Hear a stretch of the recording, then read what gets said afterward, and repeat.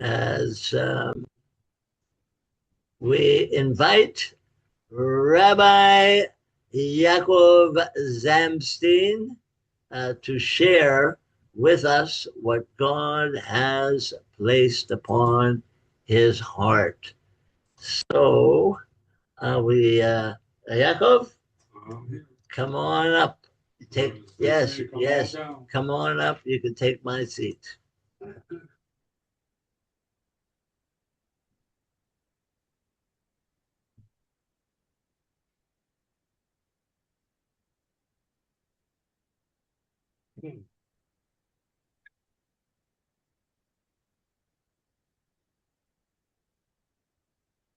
Forward a bit. Straighten out. Yeah, you're used to this. Where'd that pen go? It may have gone this way or something like that. Anyhow, you talk about the spirit, folks. As I was reading, because you open up the Parsha in Genesis 18, where the three angels, one of which I believe is the pre-incarnate Yeshua. So something came to me as I was sitting here to start off with, because what we need to know is we need to be emulating God. And in this way, we see that God wants us to emulate him in something we call in Hebrew, achnasat orchim, which basically to visit someone. And so I'm going to start by reading this. And I had the page and it keeps turning on me. The Wind, they call the Wind Mariah.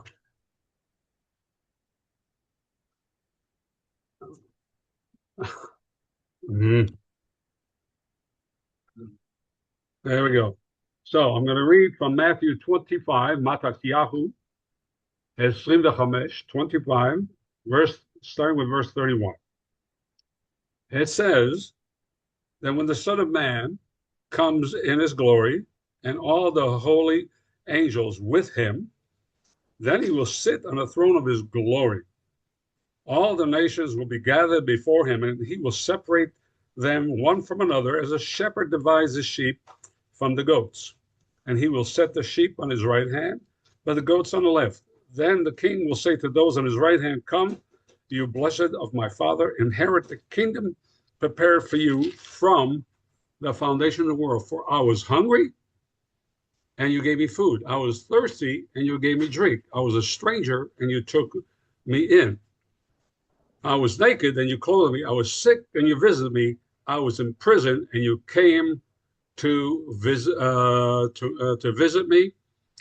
Then the righteous will answer him, saying, "Lord, when did we see you hungry and feed you, thirsty, give you drink? When did we see you a stranger and take you in, or naked and clothe you? Or when did we see you sick or in prison and come to you?" And the king will answer, say to them, "Assuredly, I say to you, inasmuch as you did it for to the one of the least of these, my brethren, you did it for me."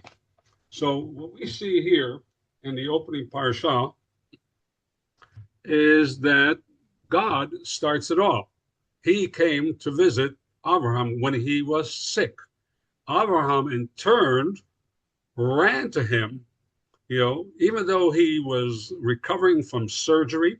He ran to him with his whole heart to be a wonderful host, to provide for them nourishment and drink and of shelter. So when they came here, so you see, according to the Bible, God chose Abraham because he loved to emulate God. We know that Abraham was chosen. Why was he chosen in the first place? We know that according to tradition, he became a follower of the living God, the God of the universe, that eventually was become known as the God of Abraham, Yitzchak, and Yaakov, is because the tradition goes that when he was a child, and according to the Bible as well, is that his father was an idol worshiper and his father made idols. And so we have this tradition in which it says that one day his father, Terah, left Abraham in charge of the idol shop.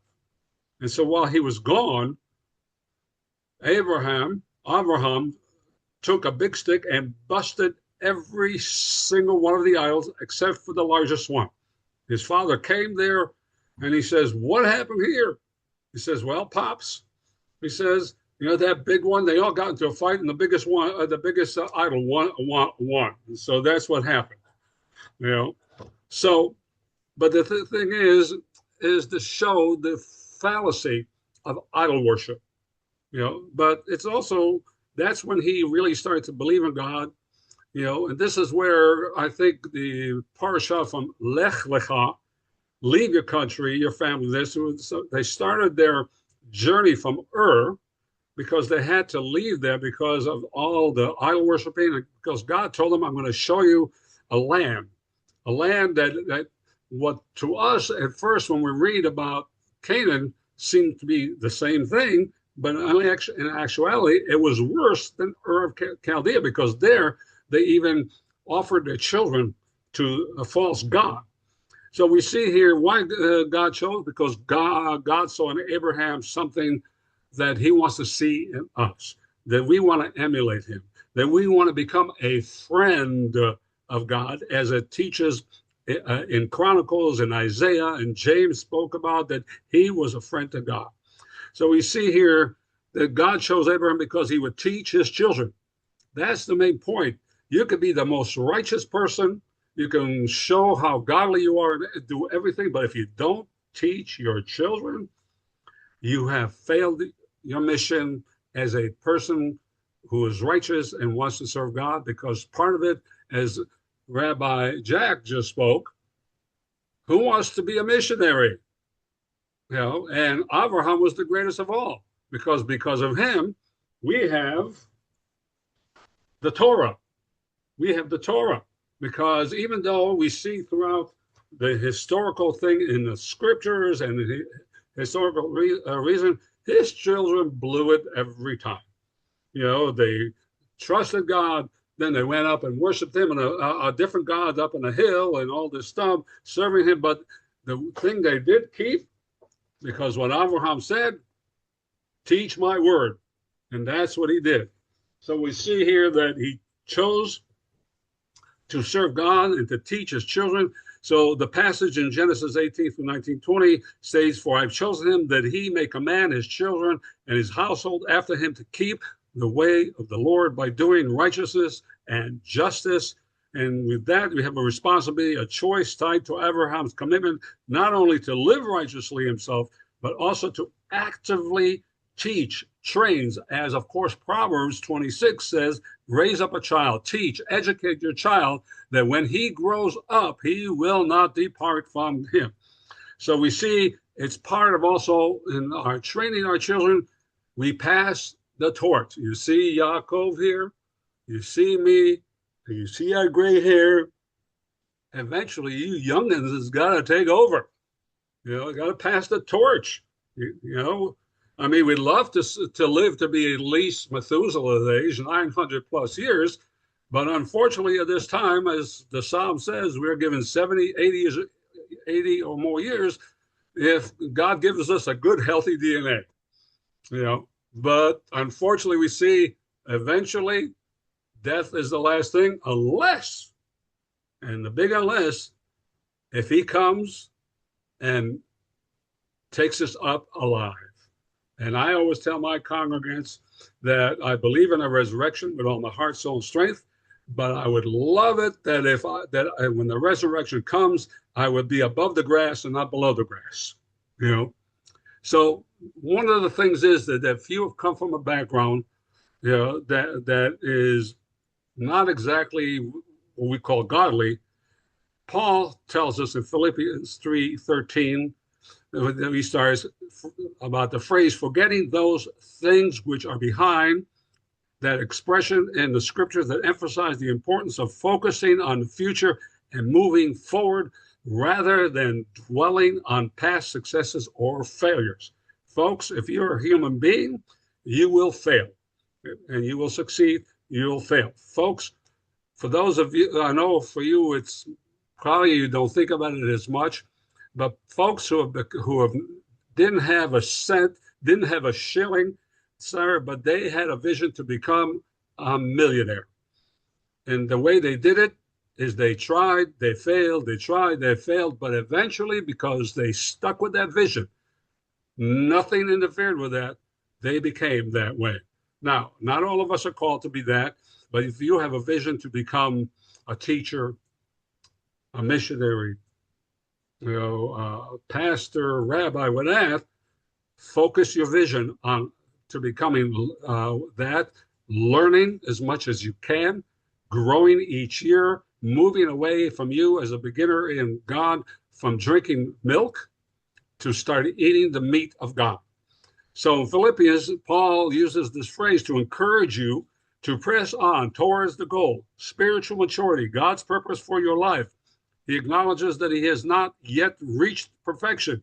And boy, for him to say that, the guy, a Pharisee, a student of Gamaliel, and obviously if you read in the book of Acts, he was also very knowledgeable in Greek philosophy, but yet he knew that he hasn't reached perfection yet. Why? Because he hasn't got to that point where he states that he wants to be with God, because he did say, absent from the body, present with the Lord, and that's what I believe, But eventually that body will be resurrected, and the spirit and the soul will join again. But he said the concept of forgetting is what involves actively letting go of past hurts, past regrets, even past successes. Because, folks, you may be successful down here on this planet but as you read, it's not necessarily your whatever material successes or psychological or educational. It's what did you do for God while you were here? So this is the focus. The phrase is not about denial or ignoring your past, but rather about prioritizing your present and your future. It suggests that dwelling on past failures can paralyze you. If you remember the biblical story, that when they left Ur of Chaldea, they went up towards Haran. And Haran is actually the meaning of Haran is a place where you can have a choice of a crossroad. You either choose think of your past, you become angry about what you haven't received, or you can be like Abraham and move on. So the forgetting the past is a key aspect of personal growth, development. It allows individuals to break free from negative patterns. And believe you me, it is difficult. I understand. I'm continuing to grow in it and to try to remove past events and move on, develop more of a positive look, pursue greater goals with clarity and with focus. It's not just literally forgetting. It's important to know that forgetting in this context doesn't necessarily mean erasing all that you've gone through. It's more about refusing to let those experiences define you or limit one's potential in the future. So if we go back to Parsha Lech Lecha, which was last week, a famous middle part of the about 12th century or so, he introduced a teaching where he says, one who walks with the wise will grow wise, but the companion of fools will be broken. He explains this verse as cautioning a person to seek companionship of wise people and to distance himself from fools. Proverbs tells you stay away from fools. The book of Hebrews, that instructs us, do not forsake the assembling of one another, and stay together with people who are wise with God. So what we have then, this present test, we indicate that this is what a person should always do. One who is constantly a companion to wise people cannot help but to become wiser.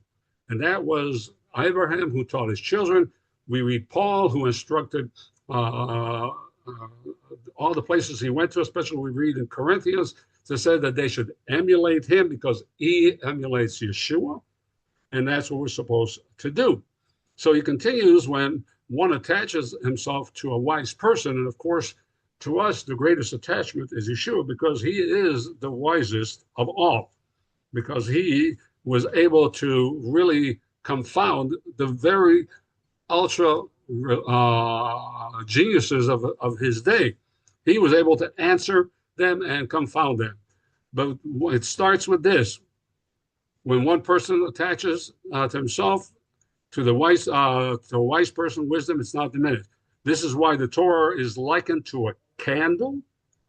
To a candle, as Psalm 199, 105 says, "Your word is a lamp for my feet and a light for my path." And no matter how many candles one lights from one another, the first candle is never diminished. Attaching oneself to the wise person also may be compared to walking through a perfume market. One will come out with his clothes perfumed, though he purchased no perfume. Thus, the verse says, one who walks with the wise will grow wise, and the same dynamic exists only negative when one keeps company with fools. Abraham wanted to serve God. He wanted to observe the Torah that God gave him. He wanted to live away from people who want to subscribe to foolishness or idolatry. And therefore, when God commanded him, Lech Lecha, go to yourself, distance yourself from them, from the worldly ways, leaving the land where you were, even your birthplace. You know, this was the first of many tests that Abraham did. So God said to him, go for yourself from your land, from your birthplace, from your father's house to the land that I will show you. So as we go on in this parsha, as we read last week's portion, Lech Lecha, you'll find that when he came to Canaan, he set up an altar in Beth El. Not too far away was a city called Ai. But he went to Bethel because from there he started to call God by name. So the name Bethel means house of God. And the name Ai translates to utter room. And unfortunately, most people today choose to go to Ai, like we read in the Parsha of Lot choosing Sodom, which was similar to Ai. It brought him to utter ruin. When he went there, he had sheep, he had goats, his family, and he lost it all because he chose the way of the world. So Abraham, when he came to Haran, him and his family were at a crossroads. And that's Haran also is a similar meaning of Haran. You come to a crossroads. So the other path, of course, leads to utter ruin. How to choose.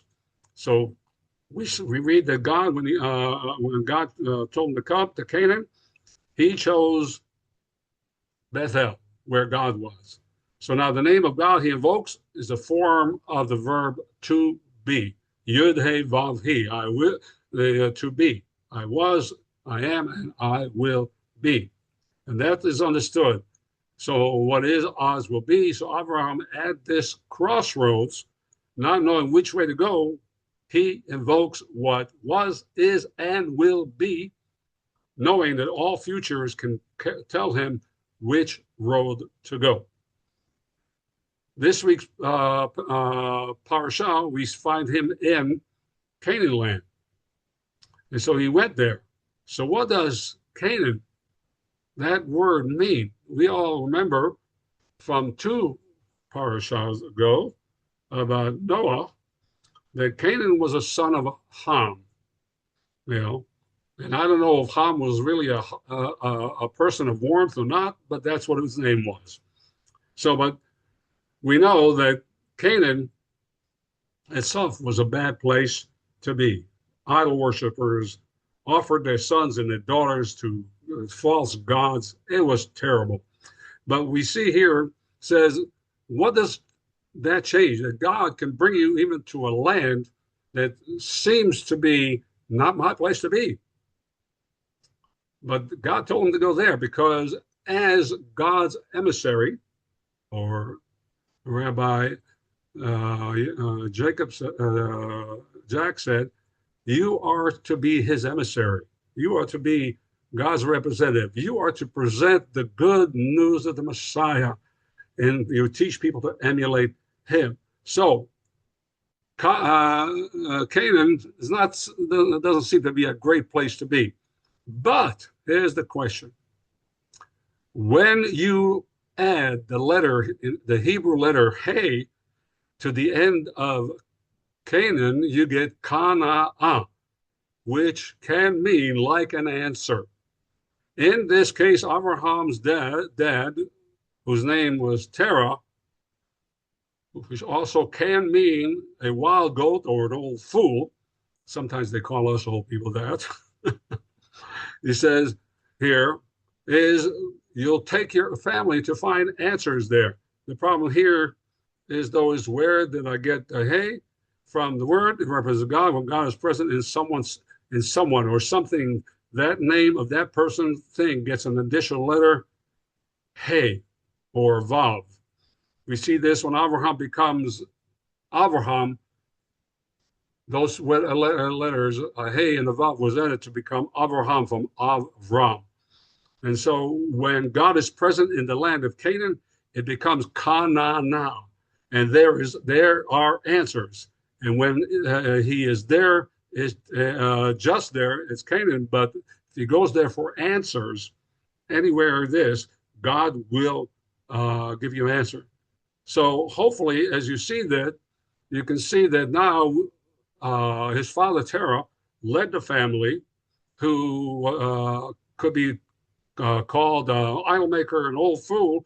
He leads his family to get some answers, but they stop in Haran, which some theologians and people who know Hebraic, ancient Hebrew, says it could be either a place, a crossroads, or even anger.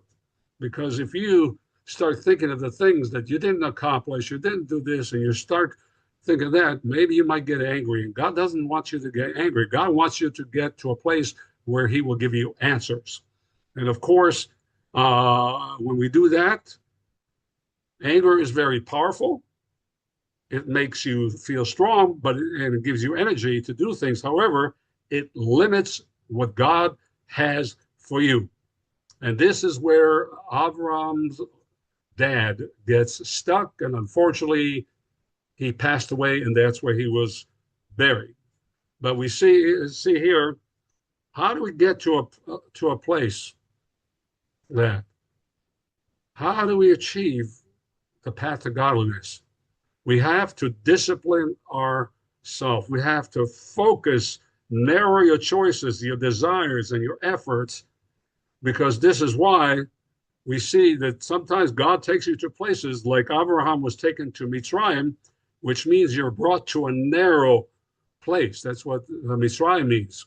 Sometimes God may bring you between a rock and a hard place. So Mitzrayim. In English, this is called Egypt. But once the people develop discipline to receive only what they need and not what they demand before the time is right for them to receive these answers, they return to the place that like answers, Canaan. And so we read in Galatians, says this self-discipline is essentially the same self-control and is one of the 9 fruits of the Spirit listed in Galatians. And we see here Paul speaks about self-discipline, generally referring to our ability to control, restrain ourselves from all kinds of feelings, impulses, desires, which includes a desire for physical and material comfort. And now, even though self-control is the last of the spiritual fruits mentioned by Paul, and even though it is a term not usually used extensively in the Bible, self-control is clearly an indispensable attribute of the life as followers of Yeshua, especially as our flesh sometimes causes us to succumb to the persistent tug of our sinful desires. We do not want that. We want, which says Paul calls us to purify ourselves from everything that contaminates the body, the spirit, perfecting holiness out of reverence for God, 2 Corinthians 7:1. And in the letter to Romans, he exhorts us to offer your bodies as a living sacrifice. And folks, feeling that hot fire underneath your tuchus or your feet, and tuchus, by the way, is your bottom, it doesn't exactly feel great, but if you're willing to be obedient to God, he removed his desires that are harmful to you, harmful to your family, harmful to those that you meet. You get what God desires, to please God, and it's not always easy. Believe you me, it's not easy, but Paul discusses his own inner conflict with struggle with sin in his letter. It says, what I want to do, I do not do. The evil that I do not want to do, this I keep on doing. It is a sin living in me that does it. So we have, unfortunately, human appetites, and we have needs that can easily lead us to sinful access, if not control. He further spoke in 2 Corinthians 10:5. It says that through the Ruach HaKodesh will help us take control of your thoughts. We are warned in the Bible to not seek the things that we're warned in the scriptures. Yeshua himself, watch when you look at things, watch when you hear things, watch when you go into places, because it will draw you away. So you have to take hold of your thoughts. And so we see here that especially in affluent society, which in the West especially, is very difficult because lack of discipline is rampant, leading to problems like obesity, alcoholism, drug use, debt, and the enticement of the material world causes many to yearn for and acquire material goods far beyond their needs and ability to pay for them. And indeed, the nations of the world have fallen into the same trap, borrowing trillions of dollars to finance bloated budgets that result from the inability to exercise discipline. For us as followers of Yeshua, without the self-discipline, our appetites for comforts and pleasures can easily become our master. Remember about mammon. Who do you choose? Do you choose mammon? Do you choose God? So we have to make sure that we choose God. Otherwise, it will hinder our spiritual walk, our spiritual development. It'll hinder us from leaving the milk behind and moving on to the meat. And for those of you that love meat, meat is better than milk. Milk is good when you're young, but then you must start eating meat to move on, to get stronger, and be the man or woman of God that you should be. We know that the Ruach HaKodesh gives us the power and ability to exercise this self-control so that we will not be mastered by the cravings of sinful man. Paul said, God did not give us a spirit of timidity, but a spirit of power, of love, and self-discipline, according to 2 Timothy 1:7. Indeed, we are not controlled by sinful nature, but by the Ruach HaKodesh, Romans 8:9, who helps us in our weakness. We in our humanity, in this body, we are weak. But when we are weak, he is strong. So remember, the Holy Spirit enables us to say no. So as wise King Solomon wrote many proverbs for the purpose of helping us live a disciplined and prudent life. Proverbs 1:3, and certainly we will be more victorious in our godly walk when we exercise our spirit-given self-control, that which helps us respond in obedience to the commands of scriptures and allow us to move on. So we know, as I ended, Paul speaks in Philippians about self-discipline. It's like an athlete. You got to exercise, you got to run, you got to develop yourself. And that's what it is. Each day, when you awaken, you say, thank you, Lord, you have opened my eyes, you've returned my spirit. Then you go on, and in whichever way that you feel more comfortable, whether you feel more comfortable first with opening up the Word of God to read, or whether it is you first start with prayer. Either way, one or the other start, develop it. And each and every day, hopefully you'll get to a point where Yeshua said, can you not even tarry 1 hour? So eventually, if you persist, and you'd be like Abraham, who persisted, and despite his human weaknesses, as we see when he went to Gerar, it showed one of his weaknesses, we can overcome. God bless you. Live long and prosper.